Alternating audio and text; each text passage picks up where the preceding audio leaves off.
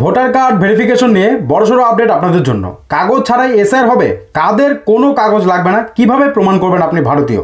নির্বাচন কমিশন এ নিয়ে কি জানিয়েছে। পশ্চিমবঙ্গে শুরু হচ্ছে ভোটার কার্ড ভেরিফিকেশন, নাগরিকত্ব যাচাই। কোনো কাগজ না থাকলেও কি করে আপনার ভোটার ভেরিফিকেশন হয়ে যাবে, কি করে প্রমাণ করবেন আপনি ভারতীয়। চলুন সমস্ত দেখিয়ে দিচ্ছি, যা আপডেট এসেছে আজকের এই ভিডিওতে জেনে নিতে পারবেন। অবশ্যই লাস্ট অবধি দেখবেন, অন্যদের শেয়ার করে জানানোর চেষ্টা করবেন। Voter list SIR latest update. শুধু বাংলায় নয়, অক্টোবর থেকে গোটা দেশেই শুরু হতে পারে এসআইআর। কোনো কাগজ ছাড়াই উঠবে এসআইআর এর নাম। দেখুন বিস্তারিত। বিহারে চলমান স্পেশাল ইনসেন্টিভ রিভিশন মানে এসআইআর চলাকালীন দেখা গেছে যে 7.89 কোটি নিবন্ধিত ভোটারদের মধ্যে 3/4 বেশি ভোটারের নাম প্রত্যক্ষ বা পরোক্ষভাবে 2003 সালের ভোটার তালিকার সঙ্গে যুক্ত। তার কারণে তাদের নাম অটোমেটিক্যালি উঠে গেছে।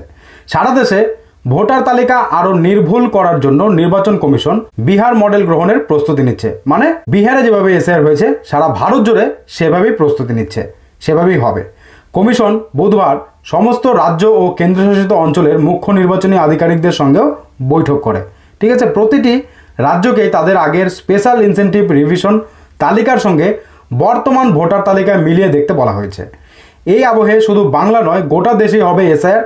এদিকে টিভি9 রিপোর্টে দাবি করা হয়েছে অক্টোবর থেকেই গোটা দেশে এই প্রক্রিয়া শুরু হতে পারে। কাগজপত্র রেডি করে তো রাখতেই হবে ভোটার ভেরিফিকেশনে নাম তোলার জন্য। এবার কাদের কাগজ লাগবে না, কোনো কাগজ কাদের লাগবে না, ঠিক আছে। তো দেখুন, বিহারে চলমান স্পেশাল ইনসেন্টিভ রিভিশন চলাকালীন দেখা গেছে যে 7.89 কোটি নিবন্ধিত ভোটারদের মধ্যে 3/4 বেশি ভোটারের নাম প্রত্যক্ষ বা পরোক্ষভাবে 2003 সালের ভোটার তালিকার সঙ্গে যুক্ত। প্রায় 52% ভোটারের নাম 2003 সালের তালিকায় সরাসরি পাওয়া গিয়েছিল, আর তাদের নাম সরাসরি তুলে দেওয়া হয়েছে।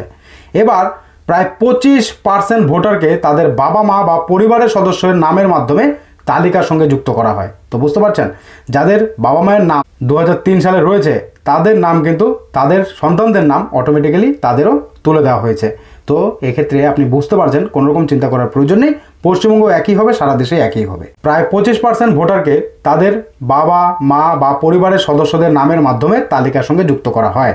ঠিক আছে, পরিবারের বড় সদস্যদের নাম থাকলেই ছোটদেরও উঠে যাচ্ছে।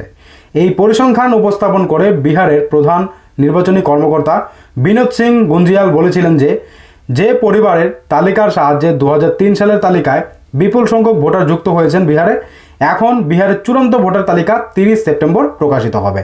আপাতত একটা লিস্ট দিয়েছে, সেখানে প্রচুর মানুষের নাম বাতিল হয়েছে, তারা আবার আবেদন করেছে। এবার ফাইনাল লিস্ট দেবে কত তারিখ? 30 সেপ্টেম্বর, এই মাসেই দিতে চলেছে।